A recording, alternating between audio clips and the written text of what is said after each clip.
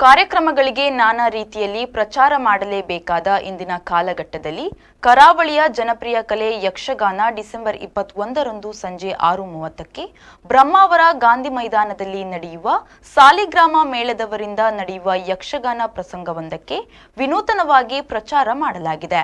ಪಂಚೆ ಬಿಳಿಯ ಶರ್ಟು ಧರಿಸಿದ 60 ವರ್ಷ ಕಳೆದ ವ್ಯಕ್ತಿಯೋರ್ವರ ಕುತ್ತಿಗೆಯಲ್ಲಿ ಫಲಕವೊಂದು ಇದ್ದು ಹತ್ತಿರದಿಂದ ಗಮನಿಸಿದಾಗಲೇ ತಿಳಿಯುತ್ತದೆ.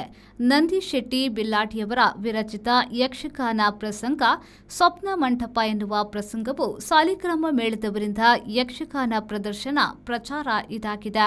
ಕಾರ್ಯಕ್ರಮವು ವ್ಯವಸ್ಥಾಪಕರಾದ ನಂದಗೋಕುಲ ಯಕ್ಷ ಬಳಗದವರು. ಇದರಲ್ಲಿ ಕೂಡ ಒಂದು ವಿಶೇಷ ಅಂದ್ರೆ 60 ವರ್ಷ ಮೇಲ್ಪಟ್ಟು ಹಿರಿಯ ಯಕ್ಷಗಾನ ಅಭಿಮಾನಿಗಳಿಗೆ ಉಚಿತ ಪ್ರವೇಶ, ಉಳಿದವರಿಗೆ ಪ್ರವೇಶ ದರ ಇರಲಿದೆ.